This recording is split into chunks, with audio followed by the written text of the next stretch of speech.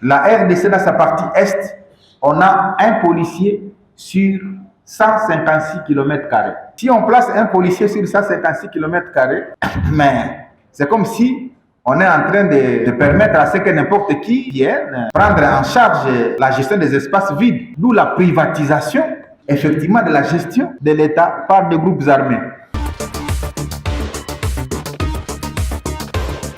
Autour de cette matinée, nous avons réuni plusieurs intelligences, plusieurs expertises qui nous permettront, après l'introduction de l'auteur, de mieux comprendre et désormais mieux penser et proposer des résolutions, des recommandations qui pourront réellement aider la nation à décoller. Notre seul péché serait-il d'être uniquement ce grand Congo, avec tout ce que nous avons comme potentialité à l'extérieur? Oui, c'est une chose que de réaliser que nous avons de potentialité, c'est une autre et peut-être plus importante de comprendre comment nous devons développer ensemble cette cohésion sans laquelle la nation est de manière perpétuelle en danger. C'est pour ça que je remercie tous les participants à cet événement, en présentiel mais également en Zoom, qui est une manifestation de l'intérêt que l'université accorde aux questions de la société. Qui mieux que notre faculté de sciences sociales, administratives et politiques pouvait en assurer le parrainage? Bienvenue à cette matinée scientifique de grand intérêt et nous pensons certainement en sortir et en tirer des dividendes importants pour l'avenir. Je vous remercie et vous souhaite encore une bonne matinée scientifique. Merci. Nous invitons le doyen de la faculté des sciences sociales, administratives et politiques, le professeur Ansel Meya, pour son mot de circonstance. Monsieur le doyen, vous avez la parole. Monsieur le recteur de l'université de Kinshasa, Messieurs les membres du comité de gestion, chers orateurs, la faculté des sciences sociales, administratives et politiques de l'université de Kinshasa amorce ainsi une série de conférences, des journées de réflexion, des matinées scientifiques et des colloques qui vont se suivre pour parler cette fois-là avec autorité scientifique de toutes les questions d'actualité politique dans notre pays. Nous nous sommes tus pendant longtemps et nous n'avons aucune raison de continuer à nous taire parce que, pour paraphraser le recteur, l'université doit se pencher sur des problèmes de la société. Oui, aujourd'hui, plus de 10 millions de morts, 500 000 femmes violées, des milliers de déplacés, des pillages systématiques des ressources par des milices et des troupes de Paul Kagame, le chef de l'État rwandais, soutenu par l'administration américaine et par la France. À partir des témoignages exclusifs et des documents de la CIA, des archives de la Maison-Blanche, de l'Élysée et de l'Union européenne, l'auteur dévoile comment les États-Unis ont formé un homme sans foi ni loi pour servir leurs intérêts en République démocratique du Congo. Après 20 années de recherche, l'auteur alerte. Il alerte l'opinion sur l'extermination programmée des populations locales alors que plusieurs chefs d'État de la région et un ambassadeur européen ont déjà été assassinés.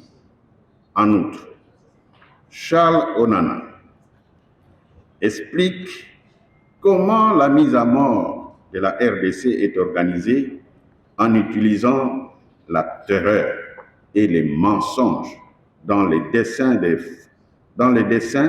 de faire main basse sur des minéraux indispensables à l'industrie mondiale de l'armement, de la téléphonie mobile et de la transaction énergétique. Face à ces documents explosifs qui donnent un peu plus d'éclairage sur ce qui se passe dans l'Est de la République démocratique du Congo, le recteur de l'Université de Kinshasa, le professeur Dr Jean-Marie Kayembe, a estimé nécessaire que notre alma mater, dans son rôle de productrice du savoir, analyse sans complaisance l'ouvrage en question. C'est ainsi que des politologues, des internationalistes et des juristes sont mis à contribution pour la question de sécurité, comme des recherches ont été invitées à la réflexion pour des explications on ne peut plus claires, d'où la tenue d'une matinée scientifique à cet effet. Je vous remercie. Alors, nous passons à la présentation de l'ouvrage qui nous sera gratifié par l'auteur lui-même, Charles Onana. Je vais simplement évoquer les quelques points, deux points essentiellement. Ce que moi j'ai appelé l'Holocauste au Congo, et évidemment un drame que je n'ai pas besoin d'évoquer devant vous, puisque vous connaissez exactement ce qui se passe en RDC, mais ce qui je trouve beaucoup plus utile dans le cadre de cette réflexion commune, c'est de vous parler de la façon dont j'ai observé l'invasion du Congo. Et ça, c'est le premier point que je vais évoquer. Le deuxième point, c'est de savoir pourquoi j'ai parlé de l'Omerta. Sur le premier point, s'agissant de la façon dont j'ai observé l'invasion du Congo, je dois dire que ce n'est pas au Congo que je suis allé chercher, parce que l'enchevêtrement des événements entre le drame du Rwanda et l'occupation du Congo m'ont paru très liés, et je constatais simplement que si je commençais par regarder les choses au Congo, il y a beaucoup de pans qui m'échapperaient, et probablement des aspects qui seraient totalement illicites. Et donc, je suis allé chercher au Rwanda la façon dont les choses ont été organisées pour pouvoir occuper le Congo. Mais surtout, je dois évoquer, en parlant de cet aspect, de la méthode à laquelle j'ai pu recourir. J'ai procédé à mes recherches en combinant à la fois une enquête historique et une recherche science-politique, où on est fondamentalement intéressé par les acteurs politiques, leur action, leur stratégie et puis leur discours. Mais je trouvais que ce n'était pas suffisant pour pouvoir comprendre.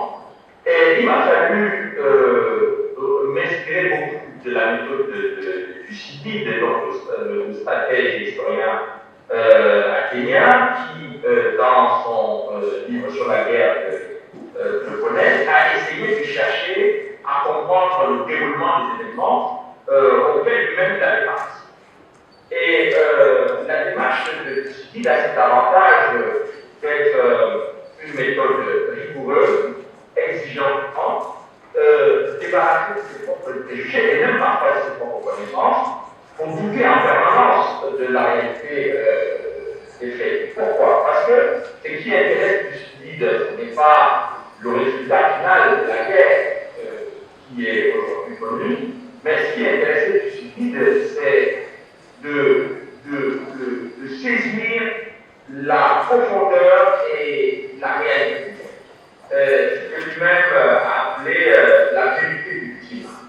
Alors, les philosophes, évidemment, se poseraient la question de savoir s'il y a une vérité ultime, mais en fait, la question n'est pas là. Dans la démarche qui était la mienne, ou qui est la mienne par rapport à cette affaire du Congo, c'était d'essayer de traquer les événements qui font sens et qui permettent de comprendre pourquoi, effectivement, un pays souverain ou plusieurs pays souverains, le Rwanda, l'Ouganda, peuvent s'attaquer sans prendre à un pays qui ne les a jamais véritablement testés. C'est-à-dire qu'un pays qui n'a pas pris la décision d'adresser ses voisins, qui est la calcul de Et donc, à travers cela, ma première idée, mon approche était de regarder comment la stratégie militaire de l'invasion de la guerre du FPR de Kagame a été menée sur le territoire rwandais, parce que la stratégie militaire pour un mouvement paramilitaire a toujours des objectifs politiques. Et pour identifier les objectifs politiques du FPR, de Shepard Kagame, c'est-à-dire l'armée rwandaise précisément, j'ai regardé donc son action militaire et la stratégie qui était utilisée sur le terrain. Et donc, en observant les choses, je me suis rendu compte qu'en fait, ce pays a attaqué le Rwanda à partir de l'Ouganda, puisque c'était basé essentiellement en Ouganda, en tout cas faisait partie de l'armée nationale, l'armée régulière rwandaise, et que lorsqu'ils sont entrés en 1994 dans le pays, bon, la guerre France, surtout en 1990, mais je vais vite pour que tu le. Alors, donc, cette attaque à partir du nord du Rwanda, qui va s'étendre vers l'est du Rwanda, a commencé à pousser les populations rwandaises, toutes ethnies confondues, ou tout territoire, vers l'ouest du pays, donc vers la frontière est du Congo. Et à l'époque, tous les chercheurs, les membres des organisations humanitaires considéraient que le Congo était victime de ce qu'ils ont appelé le génocide rwandais, le génocide des Tutsis rwandais. Bon, à l'analyse des documents auxquels j'ai pu accéder, je me suis rendu compte qu'il n'était pas une question d'une conséquence sur le plan militaire, mais il s'agissait d'une véritable stratégie militaire. Pourquoi? Parce que le Rwanda n'avait pas vocation, ou ne voulait pas envahir le Congo de façon brutale et de façon directe, ni envahir directement il faut.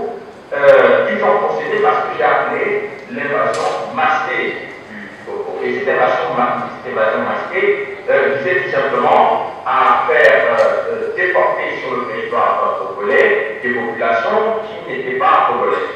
Et donc, nécessairement, les populations du Rwanda et plus précisément encore, les populations que le FPR lui-même ne décidait plus avoir au Rwanda, c'est-à-dire la majorité. Vous trouvez donc majoritairement sur le territoire de la RDC. Alors, pour comprendre cette stratégie militaire, j'ai essayé de rechercher les sources de ce que je considérais à l'époque, ce qu'on a pu considérer à un moment donné, comme des alliés objectifs du FPR. Et c'est donc à Washington, c'est-à-dire dans les archives de la Maison Blanche, dans les archives du Pentagone et dans les archives du département d'État américain. Et donc j'ai constaté, à travers ces documents, il y avait évidemment un certain rapport à CIA, et j'ai eu évidemment le privilège d'avoir rencontré l'envoyé spécial du président Clinton, qui était Cynthia McKinney, qui était membre du Congrès américain, qui a siégé au Congrès américain, notamment aux affaires étrangères et bien entendu aux affaires militaires pendant 12 ans. Et donc, j'ai échangé avec elle un certain nombre d'informations et elle a pu me montrer beaucoup de documents, évidemment, qui étaient en sa possession. Et c'est là que j'ai commencé à comprendre effectivement que ce que moi, spécialement considéré comme un dégât collatéral, n'en était pas, puisque dès 1994, les États-Unis ont initié une opération qu'ils ont appelée l'opération Soukroto. Donc, cette opération Soukroto, qui avait vocation à être une opération humanitaire, qui était une initiative du président Clinton lui-même, en juillet 1994, qui a été expliquée aux membres du Congrès comme étant une opération humanitaire, en fait, était une opération militaire qui s'est déployée précisément en TV en Ouganda. Donc l'Ouganda qui servait en quelque sorte de plateforme logistique pour la préparation de l'invasion du Congo. Donc, les autorités américaines ont eu l'intelligence, évidemment, de ne pas déployer ces troupes immédiatement et cette logistique au Rwanda, parce que, évidemment, ça allait attirer l'attention des Congolais, et donc ils ont commencé à déployer cette logistique en série. Et très rapidement, on va voir, et ça, ce sont des rapports, des documents du Pentagone auxquels j'ai cité, qui expliquent déjà de façon explicite. L'attaché militaire qui travaillait à l'ambassade de Kinshasa se retrouvait au Rwanda comme conseiller militaire et chargé de la formation des militaires, ce qui était quand même assez curieux. Et deuxième chose, c'est qu'on s'est rendu compte que l'appui militaire qui va être donné au Rwanda sous prétexte d'apporter l'aide humanitaire, puisqu'en fait, l'aide humanitaire ne peut être se déployer au Congo. Et lorsqu'on va constater que la logistique est déployée à Kampala dans un premier temps et rapatriée au Rwanda dans un second temps, eh bien, ce sera préparé ce qui va arriver en 1997, c'est-à-dire l'invasion militaire du Congo. Et quand je regarde les rapports qui ont été envoyés au président Clinton, et surtout les rapports de l'opération Sukoko, donc j'ai pu avoir les documents de la plupart des experts militaires qui ont travaillé dans le cadre de l'opération Sukoko, ils expliquent eux-mêmes qu'ils étaient là pour former des militaires rwandais. Bon, on ne peut pas former des militaires rwandais si la guerre a été gagnée par le FPR tout juillet 1994 et que la RDC demande tout simplement le rapatriement des populations rwandaises qui sont sur son territoire. Quel est l'intérêt de les former effectivement ces gens-là? J'ai donc interrogé plusieurs experts militaires qui n'ont rien à voir avec la région du Grand Lac pour leur demander combien de temps il fallait pour obtenir la chute maréchale qu'on avait en 1997, combien de temps possible pour préparer une telle opération sur le plan militaire et avec toute la logistique qui va avec. Ils m'ont dit à peu près 2 ans. Et quand je regarde le temps qui a été imparti entre la formation militaire des hommes de Paul Kagame et le début de l'invasion du Congo, c'est exactement 2 ans. Donc, tout cela rentre effectivement dans une logique qui est implacable. C'est effectivement, lorsque j'ai eu à discuter avec M. Bala et plusieurs autres personnalités au Congo, on est tous arrivés sur le point de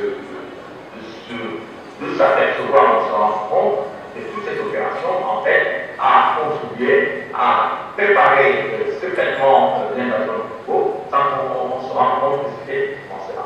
Donc, ceux qui ont donc préparé cette approche pour envahir le Congo ne pouvaient pas assumer, je dirais, de façon objective et de façon officielle, c'est ça la chose. Donc, il a fallu entretenir ce que je dirais un alibi qui était que le Congo a abrité sur son territoire des Terramoués, des génocidaires, etc. Donc, le terme génocidaire a été utilisé d'ailleurs, que ce soit par l'administration Clinton ou par les organisations non gouvernementales, ou les bébés, les femmes enceintes, les gars, tous étaient considérés sous le terme génocidaire, qui évitait effectivement de distinguer ceux qui pouvaient être indésirables au Congo de les autorités congolaises, zaïroises à l'époque, avaient été demandé d'évacuer au Rwanda, et ceux qui méritaient d'être protégés par les conventions internationales en tant que réfugiés. Donc le terme génocidaire a mis tout le monde dans le même sac pour effectivement permettre au Rwanda de mener des actions militaires, c'est une fonction secrète. Ça, c'est le premier aspect qui permet de comprendre comment l'invasion du Congo, ce que j'ai appelé l'invasion massive du Congo, a été. Et le deuxième point qui est important à mettre en lumière, c'est pourquoi j'ai parlé de ça. En fait, j'ai constaté qu'il y a eu, et là il y a pas mal de documents que j'ai découverts, notamment le document de SIGA qui explique effectivement que la surmédiatisation, je n'ai jamais pu compris j'ai travaillé sur mon conflit en Afrique, je n'ai jamais vu un conflit qui a bénéficié d'une couverture médiatique exceptionnelle comme l'élément du Rwanda. Le génocide du Rwanda a bénéficié et bénéficie encore aujourd'hui, y compris dans les milieux de la recherche en Occident, d'un traitement, ce que je pourrais qualifier de traitement privilégié, et cela en réfléchissant en disant le pourquoi, je me suis rendu compte en fait, c'était pour ne pas parler sur le Congo, parce que plus on médiatise le génocide du Rwanda, plus on en parle, ce n'est pas qu'il ne faut pas en parler, mais lorsqu'on en parle de façon presque déraisonnable, c'est-à-dire au mépris de tout ce qui se passe dans cette région, notamment ce qui se passe dans la du Congo depuis 1994, j'ai compris qu'effectivement, cette surmédiatisation du conflit rwandais visait à faire taire ce qui se passe au Congo. Et on en a eu évidemment la peur à de nombreuses reprises, que lorsque j'ai commencé à parler du Congo et du drame du Congo et de la relation qui pouvait être établie entre le drame du Congo et les événements du Rwanda, je voyais que les gens commençaient à relativiser le nombre de morts au Congo en disant que bon, il y a des morts au Congo qui sont des morts de la maladie ou de la malnutrition ou des choses de ce genre. Et ça, c'est des choses discutées par des chercheurs et par des gens qui sont supposés des gens sérieux, exigeants intellectuellement et je dirais insoupçonnables sur le plan de la recherche. Bon, et qui ont commencé petit à petit à étudier ce genre de groupes, et puis j'ai constaté effectivement que chaque fois qu'il faut faire des discussions sournoises ont commencé au rapport pratique en faisant comprendre que, bon, quand même, il ne faut pas aller très loin dans le rapport pratique en parlant de Congo, parce que ce qui se passe au Congo, c'est vraiment pas le donc, en fait, on parle des approches un peu, je dirais, intellectuellement pas très saines et par des discours, je dirais, un peu communs, on a essayé d'entretenir longtemps ce qui se passe. Et le deuxième point important sur cette omerta, c'est le fait que, tant bien même le président de la République du Congo dit qu'il y a 10 millions de morts au peu de docteurs, il y a 500 000 femmes brûlées, eh bien, cela ne suscite vraiment pas d'intérêt. L'environnement dans lequel la connaissance et la recherche doivent, le fait qu'on peut avoir accès aux sources qui sont les plus confidentielles pour que le monde de la recherche puisse avoir accès à ces documents. Et ma modeste contribution était de faire ressortir, d'éclairer en quelque sorte ces documents qui n'étaient pas facilement accessibles, et les mettre dans le dispositif du travail scientifique pour que nous puissions à la fois partager ces informations, mais que nous puissions aussi réfléchir sur les effets ou les conséquences de cette information sur la réalité que vit effectivement le gouvernement. J'espère avoir été ici et pour tenir effectivement les 20 minutes de je vous remercie.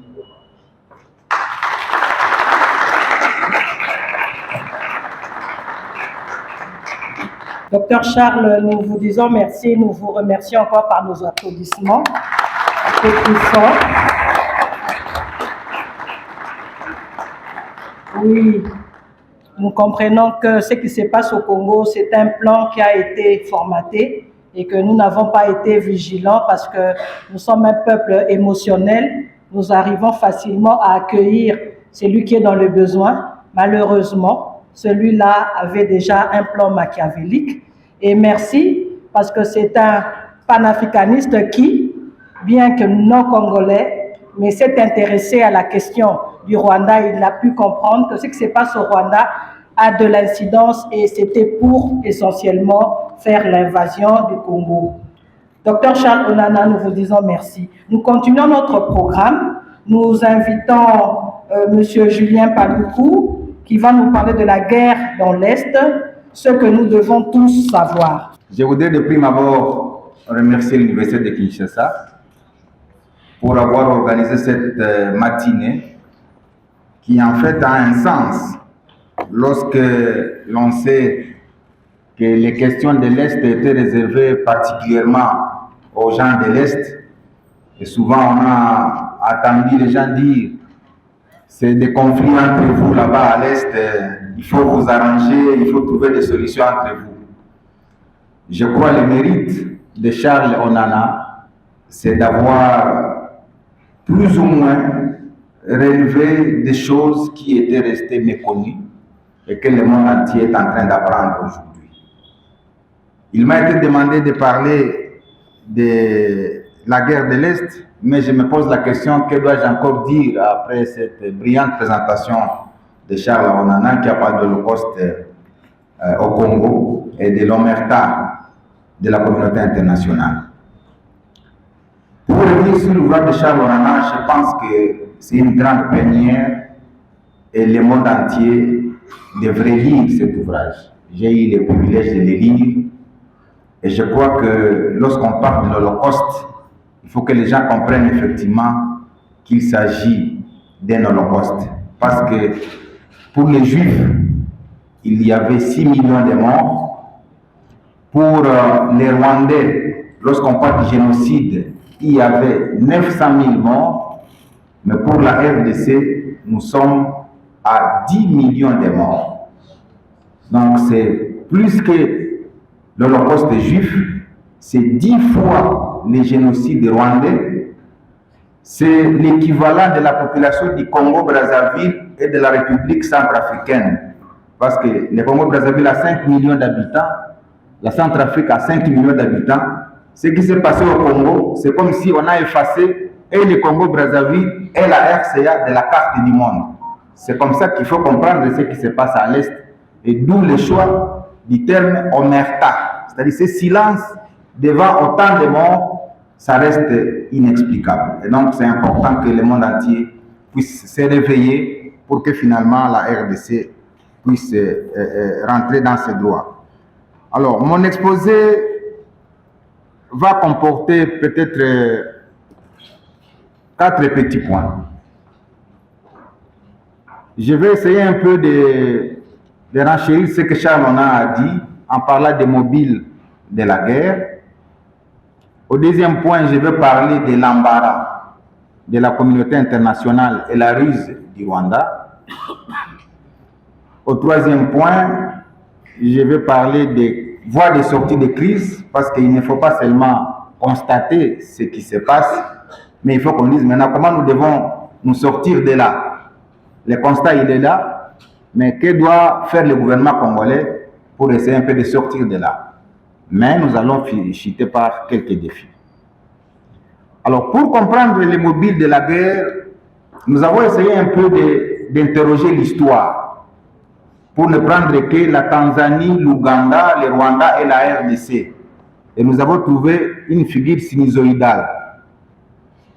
Lorsque vous voyez ces 4 pays, c'est la Tanzanie qui a aidé à la libération de l'Ouganda pour installer le président Museveni en 1986. Et aussitôt installé, Museveni avait comme chef de service de l'enseignement Paul Kagame. Et c'est comme ça qu'eux aussi, ils se sont arrangés pour reconquérir le Rwanda. Là, vous voyez comment la figure est en train d'évoluer. Et aussitôt qu'ils ont maîtrisé et l'Ouganda et le Rwanda, ils se sont dit, effectivement, comme Charles Onana l'a dit, maintenant c'est le tour d'envahir le Congo. Et la stratégie utilisée, ce qu'il a appelé l'invasion masquée, c'était de pousser les réfugiés vers la RDC pour justifier effectivement la poursuite de ces gens-là. Et donc, à partir du moment où ils ont maîtrisé l'Ouganda et le Rwanda, le tour était pour la RDC. C'était quoi? En fait, envahir la RDC n'était pas une promenade. C'était pour venir installer un régime semblable à celui qui est en Ouganda, à celui qui est au Rwanda, pour qu'on l'installe effectivement en République démocratique du Congo. Et en 1996, lorsque la guerre a commencé, peut-être les jeunes gens ne le savent pas, ils ont réussi à installer ici, à Kinshasa, un chef d'état-major qui s'appelle James Kabarebe, qui était effectivement un Rwandais. Parce que l'option, C'était une fois l'Ouganda conquis, les Rwandais conquis, l'option était de conquérir la République démocratique du Congo et c'est la raison d'installer effectivement le chef d'état-major général de l'armée rwandaise qui était installé ici à Kinshasa. C'est une année plus tard que le président Laurent Désiré Kabila s'est aperçu du piège pour organiser effectivement qu'il puisse être chassé. Et vous vous rendez compte que lorsqu'il a seulement demandé que bon, vous nous avez accompagnés pour rentrer chez vous, ils sont rentrés à Goma et le 2 août 1998, la guerre a recommencé. Parce que l'objectif, disons, le complot avait été découvert et comme ça a été découvert, il fallait qu'il se réorganise rapidement à Goma en créant les RCD et vous connaissez les troupes aéroportées qui ont quitté Goma vers Kitona pour tenter de reprendre Kinshasa en coupant l'électricité ici. Donc en fait, c'est une vaste stratégie qui avait pour objectif de pouvoir conquérir ces pays. Heureusement que nous nous sommes sortis de ça, mais tout le monde sait que après les RCD, les Rwandais n'ont cessé de créer d'autres mouvements. Les RCD, c'était en 98, lorsqu'il n'a pas réussi, on est allé à Sun City, on a signé les accords le 17 décembre 2002, mais lorsque le RCD a ramené ses troupes ici à Kinshasa avec l'intégration de nos forces armées, ils ont laissé derrière eux d'autres. C'est Mutebussi et Laurent Kunda qui ont commencé la guerre à Bukavu en 2004. Et après 2004, ils se sont repliés au Nord Kivu pour créer le CNDP, Congrès national pour la défense du peuple. 2005, 2006, 2007, après l'arrestation de Laurent Kunda, en 2009, ils ont ressuscité un autre qu'on appelle Boss Kontaganda, qui est avec Makenga. Ils ont ressuscité un CNDP rénové jusqu'au point où ils ont réclamé la mise en œuvre des accords qui avaient été signés le 23 mars 2009 en créant maintenant ce qu'ils ont appelé les M23. M qui signifie mars et 23 qui signifie la date des accords signés à Goma le 23 mars. Donc tout cela, c'est vous montrer comment ils n'ont été que dans les stratégies de créer en fait ce qu'on appelle comme un cheval de Troie pour se retrouver seulement en RDC et savoir reconquérir le pouvoir par des voies et moyens. Mais la RDC, comme je l'ai dit, ça n'est sorti. Et les mobiles qu'ils ont souvent utilisés, Charles Onana l'a dit, c'est FDLR. Mais dans une des conférences, j'ai tout de suite essayé un peu de démontrer en quoi le mot FDLR est vide aujourd'hui. Nous sommes en 1994 lorsque les réfugiés rwandais entrent au Congo. Lorsque vous examinez, lorsque vous demandez l'âge, vous calculez l'âge des FDLR aujourd'hui. Celui qui est entré en 1994 au Congo, un enfant qui est né à cet âge-là, à cette année-là, a aujourd'hui 29 ans. Or, les FDLR sont entrés au Congo comme forces armées rwandaises. C'est-à-dire, ils avaient entre 20, 30, 40 ans. Alors, si quelqu'un avait 40 ans en 94, si on doit ajouter 29 ans aujourd'hui, mais il a 69 ans. Mais en quoi quelqu'un qui a 69 ans constitue une menace contre les Rwandais pour que ça soit un mobile souvent utilisé en disant les FDLR sont au Congo avec prétention d'attaquer les Rwandais. Donc c'est un motif qui ne tient plus debout, mais utilisé par les Rwandais parce que le Rwanda a été en fait l'objet d'une compassion internationale à la suite du génocide qui s'est déroulé dans ces pays-là. Et donc ce motif-là de FDLR est souvent utilisé parce que c'est le seul discours qui tient pour obtenir l'adhésion internationale. Le deuxième, c'est la haine. Il a toujours évoqué une idée en disant, en RDC, on est contre les populations d'expression rwandaise et que lui en est le protecteur.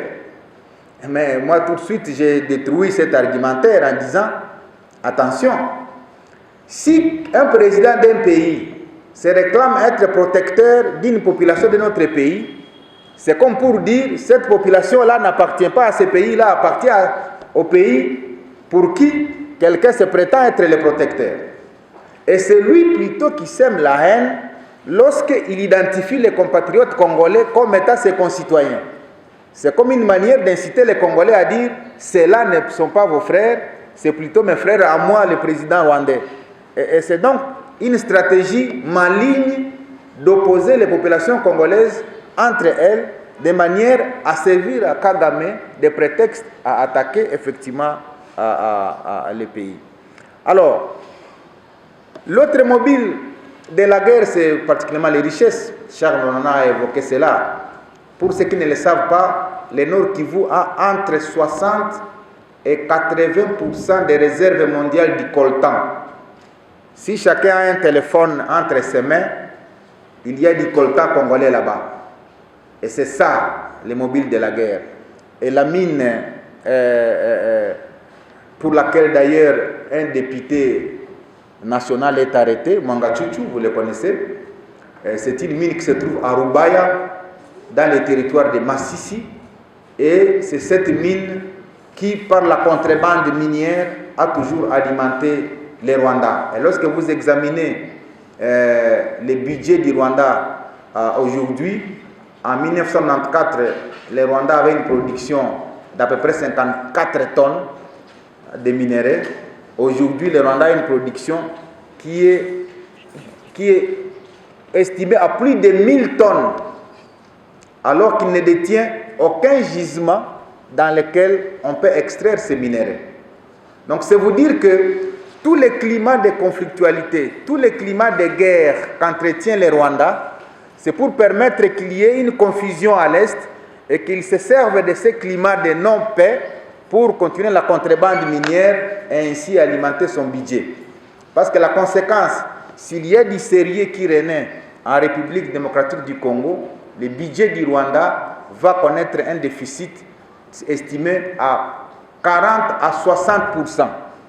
Parce qu'il est alimenté entre 40 et 60% de la contrebande minière et le reste, c'est notamment les aides étrangères et les budgets, les ressources locales ne contribuent qu'à peu près à 20% pour le budget du Rwanda. Ça veut dire que si on met fin à la contrebande minière, le déficit budgétaire du Rwanda va être de 50 à 60%. Et donc vous comprenez pourquoi il doit se battre pour qu'il n'y ait pas de paix à l'Est, parce que c'est un pays pauvre en fait pour ceux qui ne le savent pas. C'est un pays pauvre qui ne peut survivre que sur ce genre de pratiques en créant et en semant la confusion. Je vais vous donner un autre exemple pour étayer mon argumentaire. En 2021, lorsque la RDC signe un contrat pour la construction des routes, la route qui va de Bunagana jusqu'à Goma et la route qui va de Kasindi jusqu'à Beni, c'est en 2021 que le Rwanda reprend la guerre à travers son M23. Et la raison, elle est laquelle? C'est parce que si la route Bunagana-Goma passe, le trafic qui passe par le Rwanda sera fini. Parce qu'à la date d'aujourd'hui, lorsque la marchandise quitte Mombasa, l'océan Indien, eh bien, elle arrive au Kenya, elle arrive en Ouganda. Et comme il n'y a pas de route asphaltée entre l'Ouganda et la RDC, toutes les cargaisons transitent par le Rwanda et pour revenir sur Goma à la Grande Barrière. Et donc, si on fait la route Bunagana-Goma, on met fin à ce trafic au Rwanda. Et effectivement, il a pris des crédits au niveau des banques internationales pour se faire rembourser à travers l'utilisation de son réseau routier. Ça, c'est le premier argument. Deuxième argument, si on aménage la route Goma-Bunagana, le tourisme va reprendre dans les territoires de Rutshuru où nous avons les réservoirs de gorilles de montagne. Or, comme vous le savez, le Rwanda s'est présenté à la face du monde comme étant en fait le pays touristique avec des gorilles. Et pourtant, la guerre qu'il provoque chez nous provoque en même temps la fuite des gorilles de la RDC vers le Rwanda pour attirer le tourisme. Et donc, s'il n'y a plus de guerre à Rutshuru, si la route passe, c'est que les touristes ne vont plus aller au Rwanda, il faut commencer à venir au Congo parce que c'est nous qui détenons le plus grand réservoir de gorilles de montagne au monde. Ça, c'est l'autre mobile. Et Charles Onana, dans son ouvrage, a même parlé de l'assassinat de l'ambassadeur italien. Et cet assassinat-là a des non-dits. Toutes les personnalités qui ont été tuées sur le tronçon Goma-Rutshuru le sont par des réseaux contrôlés par le Rwanda, avec pour objectif de faire peur à tous ceux qui peuvent s'hasarder à venir au Nord Kivu dans le cadre du tourisme, pour que ne soit le pays fréquentable que le Rwanda, au motif que c'est lui qui a la paix, qui a la sécurité, etc. Et l'ambassadeur a été tué, et je pense qu'à travers le monde, même un seul touriste qui voulait venir au Congo ne pouvait plus fouler son pied en République démocratique du Congo. Donc c'est une vaste stratégie montée par ces pays, notamment le Rwanda et l'Ouganda, pour essayer de semer un climat de non-paix, un climat de guerre permanente à l'Est, pour que personne ne pense qu'on peut vivre à l'Est de la RDC. Je ne vais pas parler du pyrochlore. Le pyrochlore, c'était un minerai qui ne se trouve qu'au Nord Kivu, dans les territoires de Rutshuru, dans la mine de Somi-Kivu à Louéché, là où le massacre a eu lieu à Kishiché récemment. En fait, le Rwanda, dans sa stratégie, il veut contrôler la mine de Louéché parce que le nobium entre dans la fabrication de fusées. Et c'est ce minerai-là qui est très recherché et aux États-Unis et partout ailleurs. Et comme au niveau international, on est dans cette sorte d'accompagnement du Rwanda dans la mafia qu'il fait, eh bien on autorise que les Rwandais s'installent pour effectivement exploiter les pyrochlore ou les nobium dans la mine de Louéché et ainsi alimenter tous les réseaux internationaux qui ont choisi les Rwandais comme les partenaires ou l'interlocuteur. Voilà, donc je voudrais me limiter à ces quelques aspects pour vous montrer plus ou moins les mobiles de la guerre à l'est de la RDC. Maintenant, quel est l'embarras de la communauté internationale? En fait, l'entrée de 2 millions de réfugiés rwandais au Congo en 1994, ainsi que les éléments des forces armées rwandaises à la demande de cette communauté internationale, constitue en fait l'un des points d'orgue de la crise à l'Est. C'est que la communauté internationale estime qu'elle a été impuissante à stopper les génocides au Rwanda. Et comme elle estime qu'elle a été impuissante, c'est comme ça qu'elle essaie un peu de dire, bon, la seule manière d'essayer un peu de nous dédouaner, c'est de soutenir celui qui a été victime du génocide. En fait, c'est cet embarras dans lequel se trouve la communauté internationale. Mais derrière ça, c'est quoi? C'est le pillage de nos ressources au motif de soutenir quelqu'un qui a été victime d'un génocide dont je viens tout de suite de balayer la quintessence quand on sait que nous avons, 10 fois plus de morts que les génocides rwandais. Nous avons, des morts estimés à la fois à la population du Congo-Brazzaville et de la République centrafricaine réunis. Nous avons, perdu une population de tous les Soudans du Sud. Nous avons perdu une population 5 fois celle du Gabon. Nous avons perdu une population 5 fois celle du Botswana. Et donc, on ne peut pas comprendre qu'avec autant de morts, on continue à observer ce silence de la communauté internationale et pour que rien ne soit fait. Alors, maintenant, qu'est-ce qui doit être fait? Avant d'y arriver, il faut savoir que la stratégie du Rwanda, c'est de détruire le capital humain, le capital physique et le capital social de la RDC. Pour ceux qui ne le savent pas, aujourd'hui, dans les territoires de Rutshuru, c'est un territoire d'à peu près 1 500 000 habitants. Il n'y a ni examen d'État, il n'y a ni TENAFEP, il n'y a ni cours. Ça, c'est la destruction lente du capital humain. Ces jeunes gens sont contraints de vivre dans les camps de déplacés, Ces jeunes gens sont en train de vivre dans les camps de réfugiés et c'est une manière pour les Rwandais de rendre notre population incapable de participer à la construction de son avenir demain. Et il y a autant de jeunes gens à Rutshuru, à Masisi, à Lubero, à Beni, avec la tragédie des EDF, des gens qui ne vont pas au cours. Et ça, c'est une stratégie intelligente de laisser la population congolaise moins instruite pour que 10, 15, 20 ans plus tard, nous n'ayons personne pour défendre cet espace, nous n'ayons personne pour défendre la République. Et ça, on doit les comprendre ici. La destruction du capital physique. Vous suivez tout ce qu'il y a comme destruction, incendie des véhicules, incendie des maisons, destruction de ceci. Toute l'économie de la partie Est est mise à terre aujourd'hui. Or, les gens savent que la prospérité de ces pays, à un moment donné, partait de l'Est. Parce que si plusieurs personnes ont connu Dubaï, ont connu la Chine, ce n'est pas l'Est. Alors, ils ont compris qu'il y a une dynamique économique qui naît dans cette partie qu'il faut tout de suite détruire.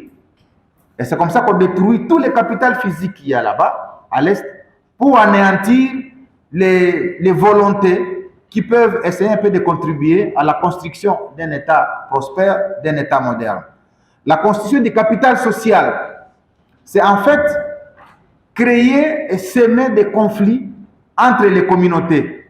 Lorsqu'on dit que les Hutus et les Tutsis s'affrontent, lorsqu'on dit que telle communauté s'affrontent, ça crée des fractures sociales au sein de l'opinion et les gens commencent à se rentrer dedans les uns contre les autres et les Rwandais observent effectivement la manière dont on est en train de s'entremanger. Et donc l'objectif est en train d'être atteint. Alors, maintenant, on fait quoi? Nous, la partie congolaise, on ne doit pas rester dans les jérémiades. Et c'est le sens de mon mémoire de DA que j'ai défendu il y a quelques temps ici, le 20 mai, la nécessité de management des conflits à l'Est, avec ce paradoxe observé entre les actions des groupes armés et la nécessité de restaurer effectivement le pouvoir d'État. Alors, quels sont les éléments constitutifs de cette restauration du pouvoir d'État? C'est particulièrement l'armée, la police, la justice et l'administration. Et nos recherches sont arrivées à des résultats très très graves. Lorsque vous voyez ce qui se passe partout à l'Est là-bas, nos recherches sont arrivées à démontrer effectivement que l'occupation de l'espace est vide par les forces de défense et de sécurité. On a calculé les ratios, par exemple, des nombres de policiers par habitant, nombre de policiers au kilomètre carré. On est arrivé à une conclusion que la RDC dans sa partie Est, on a un policier sur 156 km². Alors, la question, si on place un policier sur 156 km², mais c'est comme si on est en train de permettre à ce que n'importe qui vienne prendre en charge la gestion des espaces vides, d'où la privatisation, effectivement, de la gestion de l'État par des groupes armés. Et chacun peut venir. Alors, si on doit réguler les questions de paix par la justice, on est arrivé à une conclusion que nous avons un magistrat pour 208 000 habitants. Et donc, si le magistrat doit recevoir 208 000 dossiers, je ne sais pas quand est-ce qu'il aura le temps de les complicer et de pouvoir trouver des solutions. On n'a pas voulu donner des ratios par rapport aux militaires pour ne pas énerver certaines sensibilités. Mais ces éléments-là démontrent effectivement que la République démocratique du Congo a à faire, dans le cadre de la restauration de l'autorité de l'État, c'est-à-dire construire un système de défense fort avec un recrutement de policiers, de militaires, de magistrats et des agents de l'administration du territoire pour qu'on occupe notre espace et qu'on empêche n'importe qui à venir s'y hasarder. Voilà brièvement ce que je peux dire en termes de ma contribution à cette matinée scientifique et je vous remercie pour l'invitation encore.